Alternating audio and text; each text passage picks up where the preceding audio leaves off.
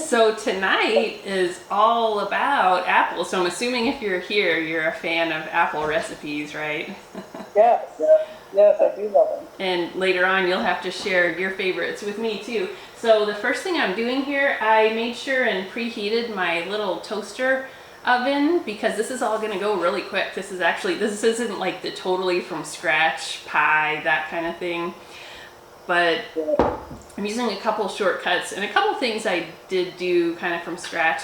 But the first thing I wanted to show you was a couple shortcuts when you're working with apples.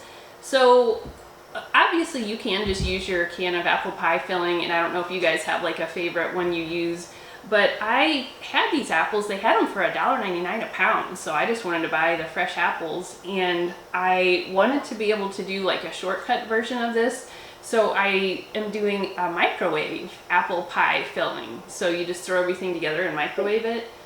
So Oh, wow. yeah, so to get those ready, what I did was I just washed my apples, and we have this tool that's just an apple core. So sometimes you just need to take out the core. So, and you can kind of see it serrated there. So you just take that, push and twist, and it's so easy. And then you just kind of squeeze that and it drops right out. So that apple did something weird, split on me. So I just wanted to show how easy that is. I've seen like super fun little things you can do, like where you take this middle opening and you put like some caramel in there and chill it and then slice it. Oh my God. Yeah, so Sounds good. that's how easy that is if you just need it cored. And then if you need, most of the time you're peeling your apples for the apple pie fillings, do you guys leave the peels on? I like to peel them off. Yeah, myself. I think so. So I'm using our best new favorite peeler. This is the one that actually pivots if you need it to. But this guy is so fast, it makes this like super, super quick. And I found if you kind of hold it, it's really easy. So you just peel these really quick. And I'm not that fussy about getting it perfect. A little peel won't hurt. So that's how easy that is to get it peeled. And then from there, when I did my microwave apple pie filling, I did like a real thin slice. So for that, for a shortcut, I used the Rapid Prep Mandolin. So this is the guy that is really great for your meal prep, that you can lightning fast zip through all your veggies. But it's the one where you can slice just like a regular mandolin, but then you can also do julienne strips. So it'll slice, but then it'll give you like little strips too. So that gives you the ability to make the French fry cut in here. So, or that's like the thicker end, and then a thinner end would be like your real skinny julienne, like little carrot shreds. But we're just gonna do basic slices for the apple. And the reason I love this so much is because every time I would pull out the mandolin, the traditional one, somebody inevitably says, I cut my finger off with that, and I'm like, oh, I don't want to hear it. So this one, your hands are nowhere near the blade. You're just pushing on top like this. So I felt so much better about this one. So I just took that apple just like we cored it, and you drop it in there, and you're keeping your hands away with the food pusher.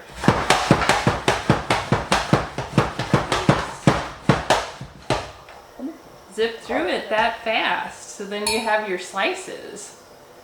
So that's how I did my 4 apples, to get them in like the smaller slices. And then if you need to, you can take just your regular knife and break it down just a little so you have a little bit smaller dices. But so that's how I zip through the apple prep.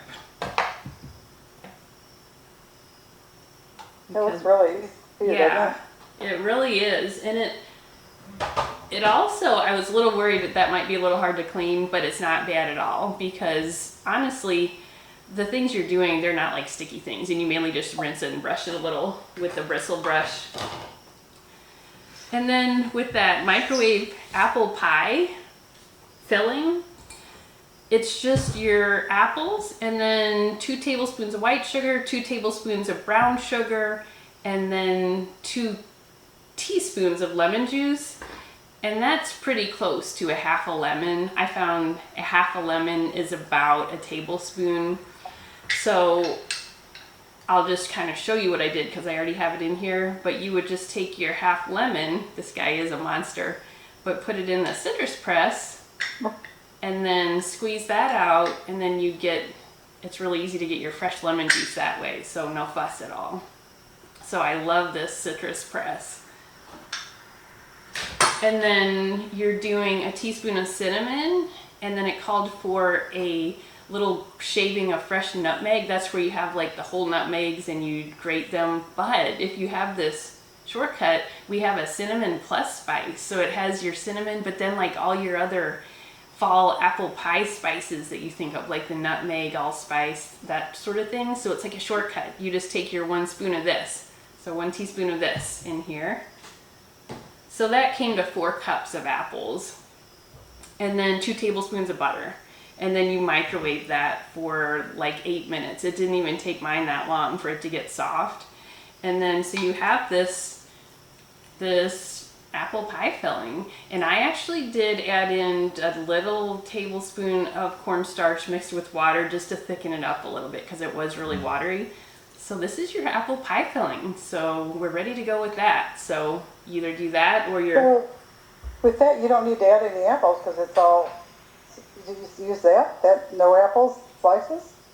Yeah, this is, oh, sorry, I did this ahead of time. So this is the done cooked down version. Okay. So this had 4 cups. This is the 4-cup batter bowl. This handy, Gotcha. yeah. So this is, you might not be able to see it, but this is 4 cups. So it was full to here with the fresh apple slices. Oh, okay. And then the other ingredients. And Oh, then, wow. yeah, and then that's what you cook in the microwave for like 8 minutes. It didn't even take me that long, and then they get soft. So that's ready to go. You know, we'll buy pies like at Costco or Sam's or whatever, Yeah.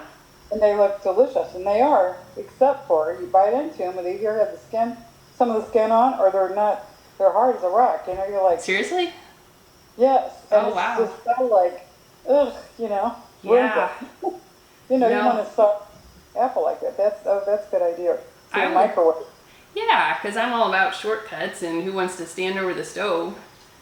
But Right, yeah, so that's all ready to go. And that's right. one other quick apple tool I can show you real quick. If you just need apple slices, like for snacking, you can use the apple wedger. So this guy, you just push straight down on top and then pull that off, and then you have your slices that easily, and it cored it for you. So I do have that one. I Do you? still use that. Good. I use that all the time. with apples, good. yeah. So no stress and no fuss when you need to do your apple prep. You can have your instant little snacks there. So then for, Nice. let me make sure my little Deluxe air fryer oven is preheating for us. We're doing 375 for about 15, 17 minutes.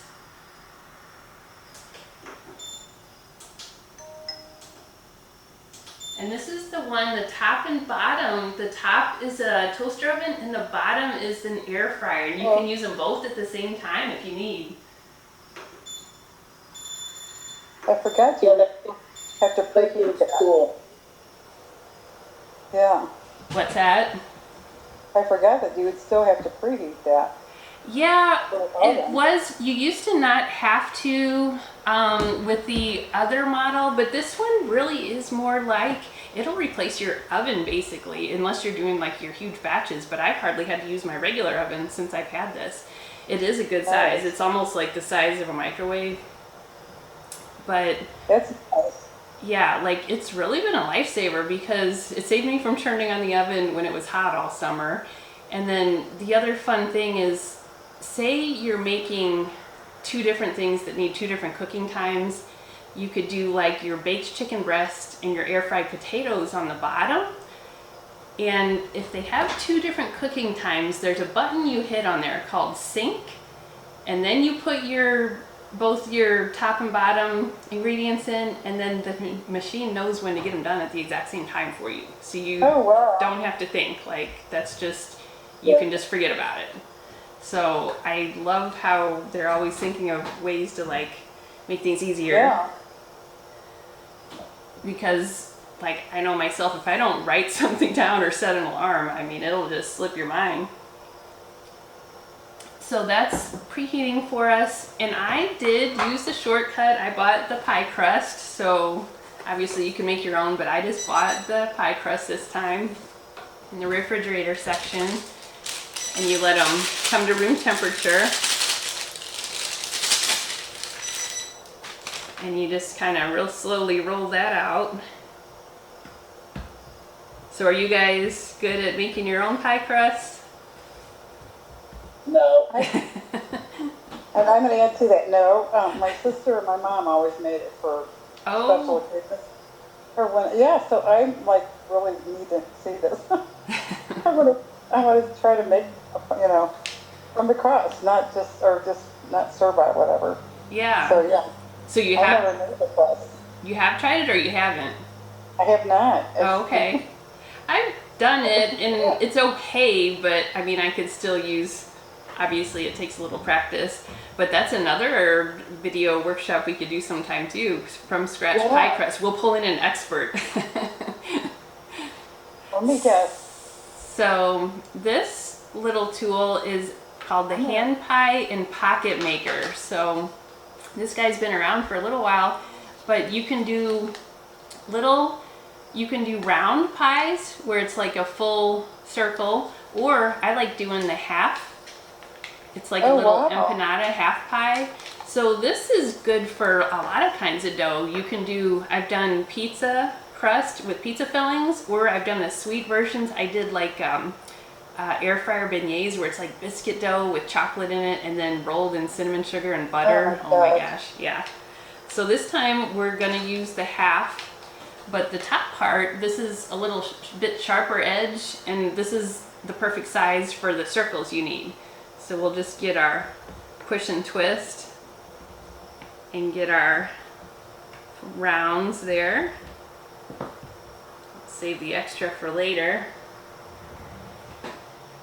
And depending on what kind of dough you're using, some things like the pizza dough, you would want to flour this. I would just take a little flour and kind of shake it in there. But, oh, it looks like I have somebody else in the waiting room here. Pop her in.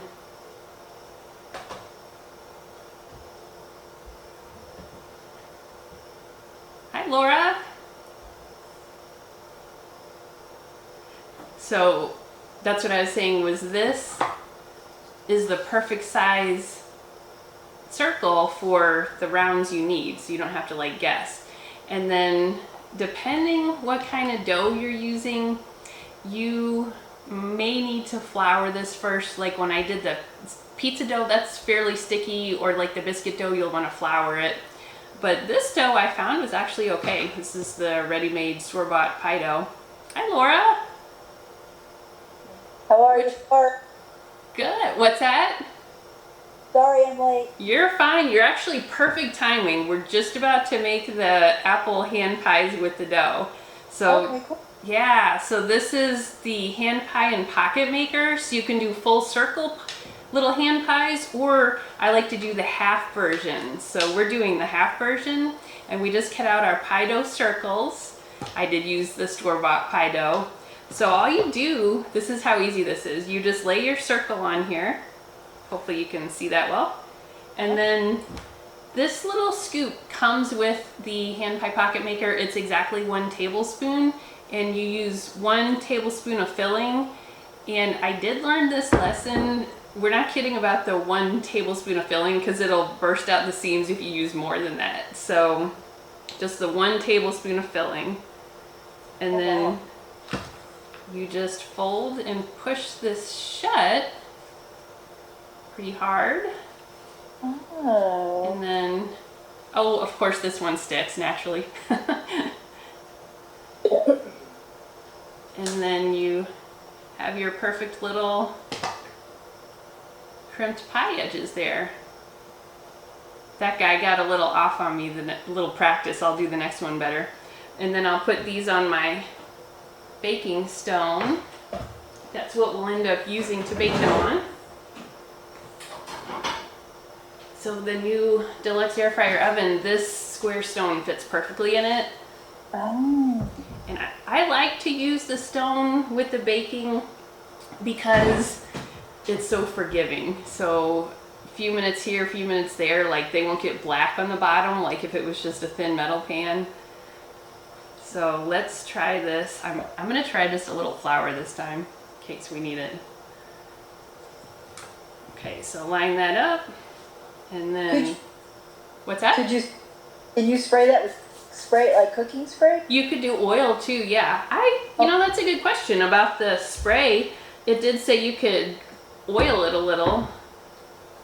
So that is a very good question. I don't really see why not, I would think so.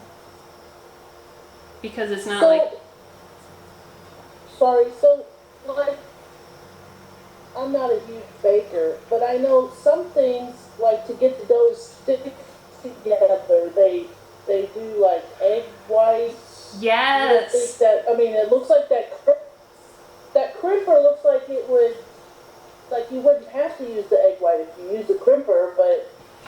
Yes, I'm so glad I'm you. just kind of I'm confused on- yeah, I'm so glad you said that, because when I did my test batch, I did actually. I have it sitting right here. Even I'm so glad you said that, Lee, because that was something, a little step that I could have easily forgotten.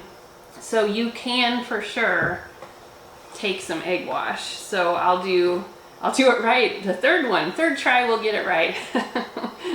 So our 1 tablespoon of filling. So Laura, we just did a shortcut apple pie filling in the microwave actually. Oh, cool. Yeah. Sorry. I'm all about the shortcuts. So the silicone brush I love to use because you can actually clean it. So yeah, we'll brush this just a little with egg wash, and that helps act like some glue. Because I did notice that first one, it came apart a little easier. So I'll pinch that and you squeeze it pretty hard. So this is something super fun for the kids to help you with too. Oh, yeah.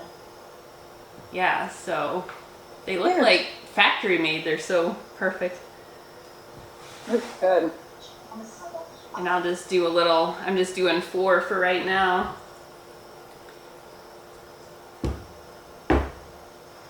So our little bit of egg wash, act like glue, and then squeeze it pretty hard.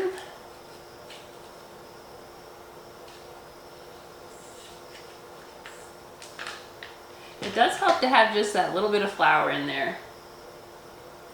I can imagine. So I kind of noticed that dough, it is like plenty oily. So sometimes it could be okay if it has enough oil, but I think the flour definitely doesn't hurt. So that's what they look like, raw, going in. So we'll throw this in the hot part of the toaster oven.